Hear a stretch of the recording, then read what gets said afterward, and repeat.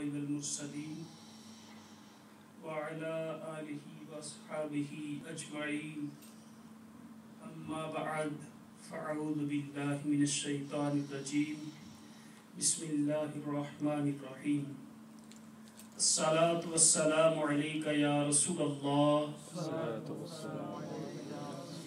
الصلاة والسلام عليك يا حبيب الله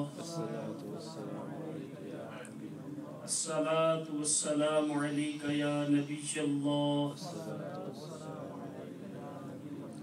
وعلى آلك وأصحابك يا نور الله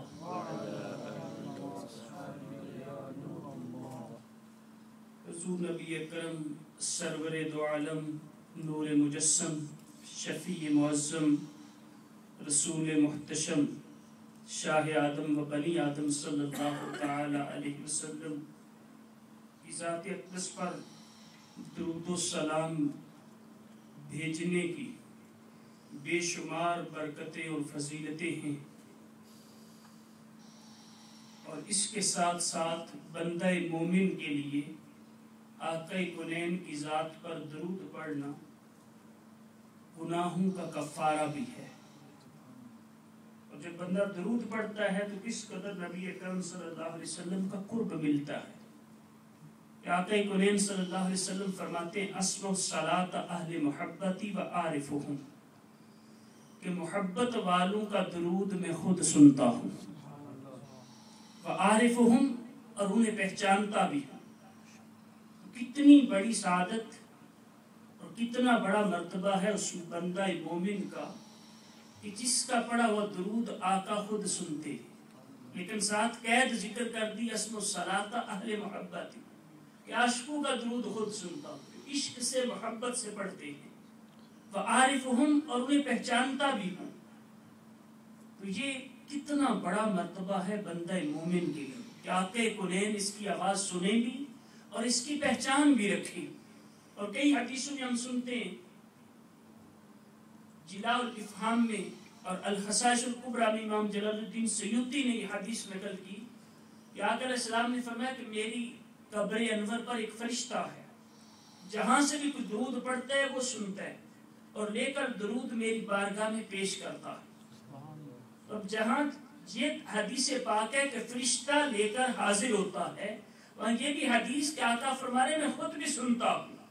تو علماء نے اس کی تطبیق یوں بیان کی کہ یہ تو ایک کنٹراڈکشن ہوگا کہ ایک حدیث میں فرمایا جائے کہ میں خود سنتا ہوں اور دوسری حدیث میں ہے کہ فرشتہ لے کر آتا ہے، تو ان میں تطبیق کیسے ہوگی؟ تو علماء نے فرمایا کہ جو محبت اور عشق سے پڑھتے ہیں ان کا درود آقا خود سنتے ہیں، جتنی زیادہ توجہ سے، اور بعض روٹین سے پڑھ رہے ہیں ان کو وہ توجہ، وہ اس قدر التفات حاصل نہیں ہوتا، تو پھر ایسے لوگوں کا درود وہ فرشتہ سنتے ہیں اور وہ فرشتہ درود لے کر نبی اکرم کی بارگاہ میں حاضر ہوتا ہے۔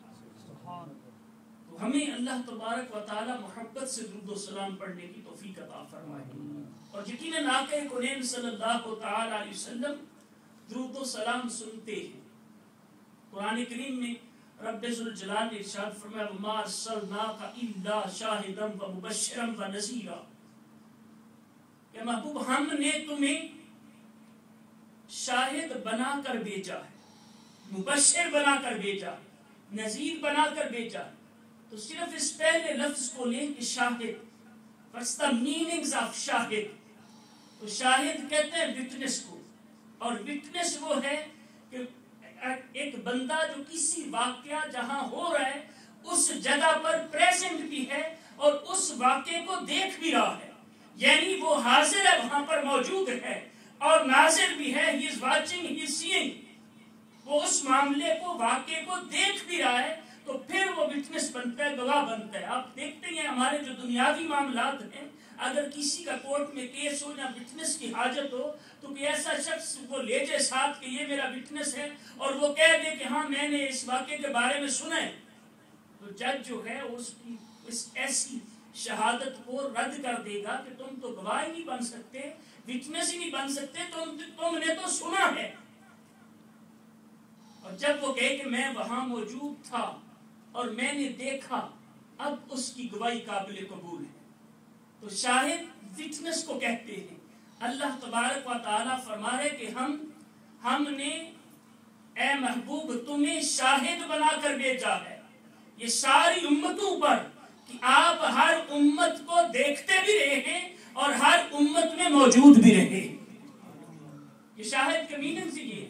اور ایک اور مقام پر قرآن میں فرمایا یقول الرسول علیکم شہیدا کہ یہ رسول ہیں تم پر شاہد گواہ ہیں کہ تمہارے ہر معاملے کو دیکھ بھی رہے ہیں اور جو کچھ تم کرتے ہو ان کی نظروں کے سامنے اور تم بھی موجود بھی ہیں. تیسری آیت سورۃ النساء کی اللہ تبارک و تعالی نے فرمایا جئنا بک علی ہؤلاء شہیدا. یا محبوب ہم تمہیں ان سب پر گواہ بنا کر لائیں گے. اس کی تفسیر میں تفسیر مدارک میں تفسیر روح البیان میں لکھا ہے ای شاہدن علی من آمن بالایمان ومن کافر بالکفر ومن نافق بالنفاق.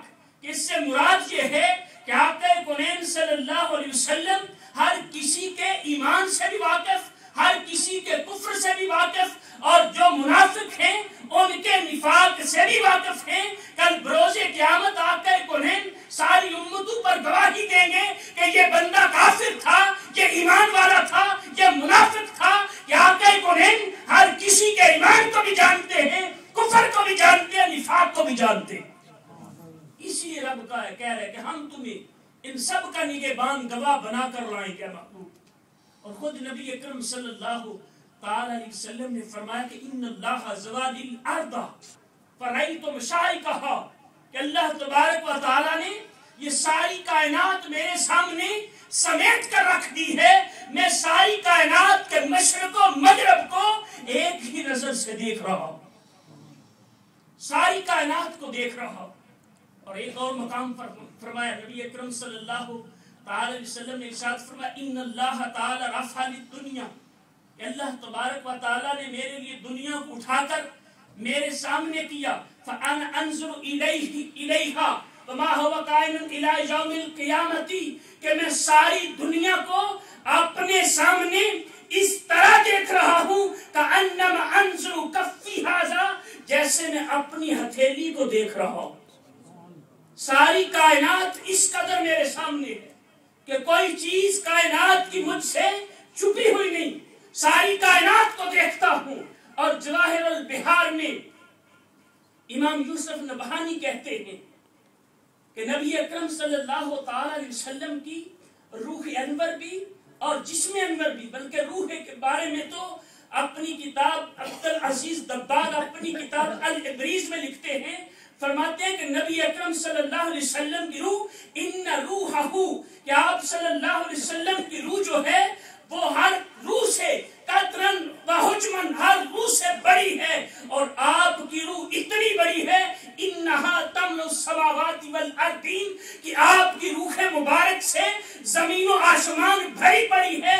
تو یہ روح کی بات عبدالعزیز دباغ کہہ رہے ہیں. اور ادھر امام یوسف نبہانی جواہر البحار میں لکھتے ہیں وہ فرماتا ہے ان جسدہ الشریفہ کہ نبی اکرم صلی اللہ علیہ وسلم کا جسم انور لا یخلو عنہ زمانا ولا مکانا ولا عرشا ولا سہلا ولا برد ولا بحر ولا برزخ ولا قبر کہ فرماتے ہیں کہ یہ مقام یہ زمان یہ عرش یہ کرسی یہ قلم یہ جنگل یہ دریا یہ زمین دنیا کی کوئی چیز بھی حالانکہ برزخ قبر ہر چیز میں آقا کونین کی روح موجود ہے.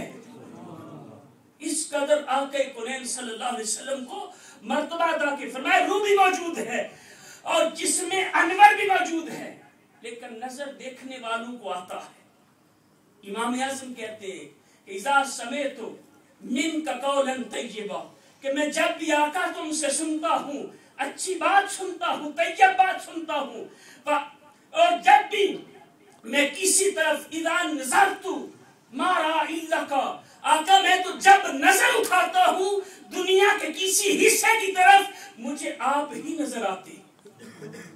تو دیکھنے والوں کو نظر آتے دیکھنے کے لیے مقام و مرتبہ چاہیے. ہمارے آقا صلی اللہ علیہ وسلم بالکل حاضر ہیں ناظر ہیں لیکن نظر اس کا آتے جس کے اندر بصیرت ہو دیکھنے والی وہ حیثیت ہو وہ سٹیٹس ہو اللہ علیہ وسلم کا ہر زمانے میں ہر جگہ پہ موجود ہونا یہ ضروری ہے. اس کی وجہ کیا ہے؟ قرآن میں رب کہتا ہے وَمَا أَرْسَلْنَاكَ إِلَّا رَحْمَةً لِلْعَالَمِينَ کہ اے محبوب ہم نے تمہیں نہیں بھیجا لیکن صرف اور صرف عالمین کے لیے رحمت بنا کر بھیجا ہے. اَيْ رَاحِمًا لِلْعَالَمِينَ مراد یہ کہ سارے عالم جتنے بھی عالم ہیں سب پر آپ رحم کرنے والے ہیں. اور عالم کی تعریف یہ ہے کہ ما سوى اللہ everything except اللہ is عالم. اللہ کے علاوہ ہر چیز عالم میں آتی ہے. بعض کتابوں میں روایتوں میں 18,000 عالم کا ذکر ہے کہ اتنے عالم ہیں. تو تمام عالمین کے لیے نبی اکرم صلی اللہ علیہ وسلم راحم ہیں. راحمین رحمت کرنے والا، رحم کرنے والا. تو نبی اکرم صلی اللہ علیہ وسلم قرآن کہہ رہے کہ تمام عالمین کے لیے راحم رحمت کرنے والے ہیں. ہر عالم کے لیے ہر جگہ پہ جہاں بھی کوئی ہے. تو پھر جو راحم ہے رحم کرنے والا آپ کا بھی دوست ہو، اس کو آپ کے رحم کی ضرورت ہو، مہربانی کی ضرورت ہو، لیکن آپ یہاں پہ انگلینڈ میں اور وہ پاکستان میں، آپ کیسے کریں گے اس پر رحم؟ وہ کہتا ہے مجھ پر رحم کرو، تو آپ کیسے رحم کریں گے؟ آپ وہاں ہیں ہی نہیں، آپ تو انگلینڈ میں. اور اللہ فرما رہا ہے کہ محبوب تم سارے عالمین کے لیے رحمت ہو. جب سارے عالمین کے لیے رحمت، ہر انسان کے لیے رحمت، جنوں بشر حجر شجر ہر چیز کے لیے آپ رحمت ہیں، تو اس کی وجہ سے ہر چیز کے پاس ہونا، آپ کا موجود ہونا یہ ضروری ہے. ورنہ یہ لازم آئے گا کہ آپ اگر کسی ایک جگہ پہ ہیں تو پھر مراد اس جگہ کے لیے رحمت، وہاں کے رہنے والوں کے لیے رحمت، ان پر رحم کر سکتے ہیں. جو وہاں سے دور ہیں ان پر رحم نہیں ہو سکتا. لیکن رب کہہ رہا ہے تم سارے عالمین کے لیے رحمت ہو. تو پھر جہاں پر بھی رحمت کی حاجت، جہاں پر بھی عالم رب کے علاوہ جو بھی چیز ہے سب کے لیے رحم ہے. اس لیے آقا کونین ہر عالم میں موجود بھی ہے کہ جو شخص جب وہ کسی جگہ پہ موجود نہیں وہ وہاں رحمت نہیں کر سکتا، کسی پر رحم نہیں کر سکتا. رحم اسی پر کر سکتا ہے جس کے پاس ہے. اور آقا کونین صلی اللہ علیہ وسلم رب کہہ رہے کہ سارے عالمین کے لیے رحمت ہے، اللہ کے علاوہ ہر کسی کے لیے رحمت ہے. اس کا مطلب ہے کہ آپ ہر عالم میں موجود بھی ہیں، ہر عالم میں موجود ہیں. اور مصباح الہدایت یہ ترجمہ عوارف الوارف شیخ شہاب الدین سہروردی کی کتاب کا، اس میں وہ لکھتے ہیں کہ انسان مومن کو چاہیے جس طرح اللہ تعالیٰ کو حاضر ناظر جانتا ہے کہ اللہ تبارک و تعالیٰ میرے اعمال پر خبردار ہے، اسی طرح یقین رکھے کہ میرے آقا صلی اللہ علیہ وسلم بھی میرے اعمال کو دیکھ رہے ہیں. اور خود نبی اکرم صلی اللہ علیہ وسلم کی حدیث پاک آقا کونین فرماتے ہیں کہ تمہارے اعمال اے امتیوں صبح و شام میری بارگاہ میں پیش ہوتے ہیں، صبح و شام.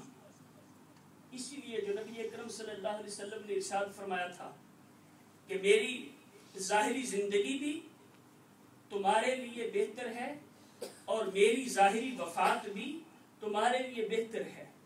اس پر علماء نے فرمایا کہ ظاہری زندگی جو حیات تھی تو وہ بہتر کیسے تھی؟ تو فرمایا اسی وجہ سے عذاب رکا، آپ کے صدقے سے اتنی نعمتیں ملی. اس سے تو کسی کو انکار ہی نہیں کہ آپ کی ظاہری زندگی میں کس قدر اس دنیا والوں کو نعمتیں نصیب ہوئی. اور بات رہی کہ آپ صلی اللہ علیہ وسلم کی ظاہری وفات بھی دنیا والوں کے لیے نعمت کا بہتر ہے. فرمایا کہ اس وجہ سے کہ جب ظاہری وفات ہوگی اس کے بعد جب کسی میرے امتی کی اعمال میری بارگاہ میں پیش ہوں گے اور وہ اعمال برے ہوں گے تو میں رب سے اس کی سفارش کرتا رہوں گا.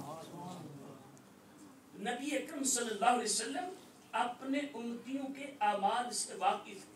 اور یہ واقف ہونا بھی وما ارسلناک الا رحمت للعالمین کے تحت آتا ہے. اگر آپ کسی کے اعمال سے واقف نہیں تو اس پر رحمت کرنا چاہیں تو کیسے کریں گے؟ کہ پتہ ہی نہیں اس کے اعمال کیسے. کسی کو رحم کی ضرورت ہے اور رحم کرنے والے کو پتہ ہی نہیں.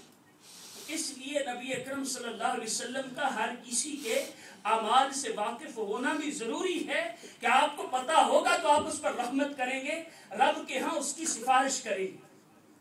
اور نبی اکرم صلی اللہ تعالی علیہ وسلم، امام غزالی فرماتے ہیں، ملا علی قاری نے المرقات میں لکھا امام غزالی فرماتے ہیں کہ سلم علیہ اذا دخلت المسجد، اے شخص جب بھی تو مسجد میں داخل ہو تو اپنے نبی کی ذات پر سلام بھیج.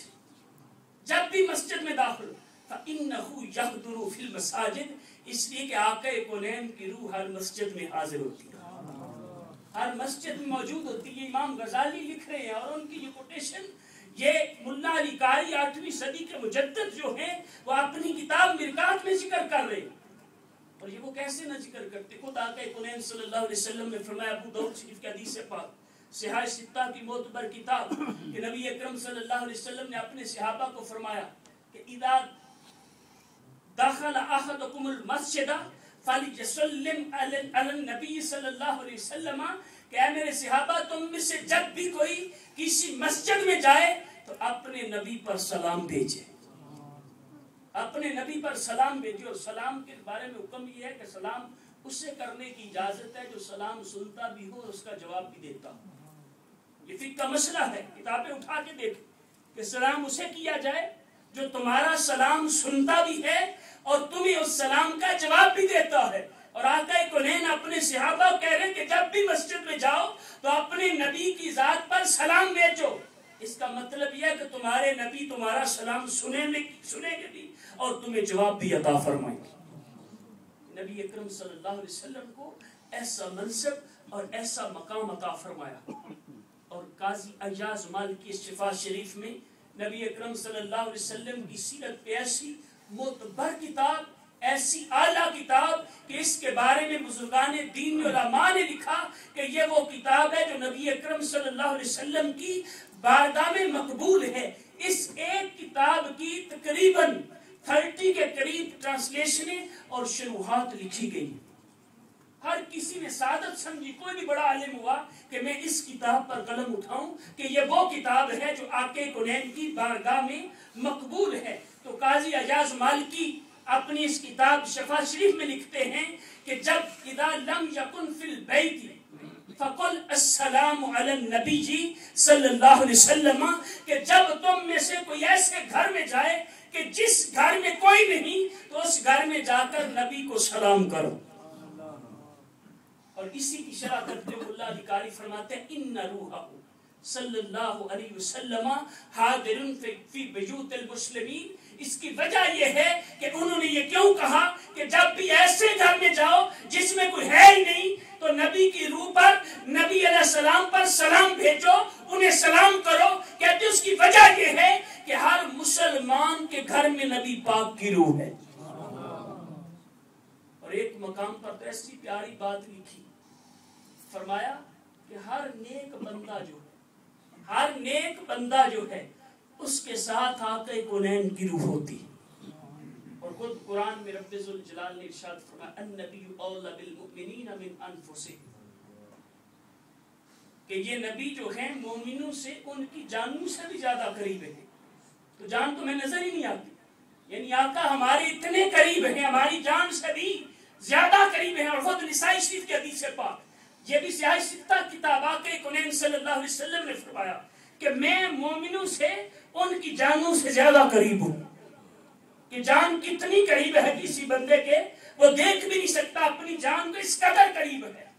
تو آقا فرما رہے ہیں کہ میں اس کی جان سے بھی زیادہ قریب ہوں.